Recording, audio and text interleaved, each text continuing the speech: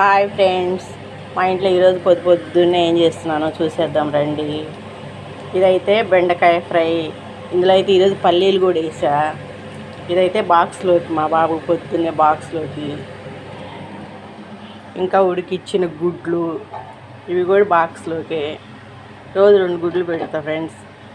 ఇది వేడిగా రైసు.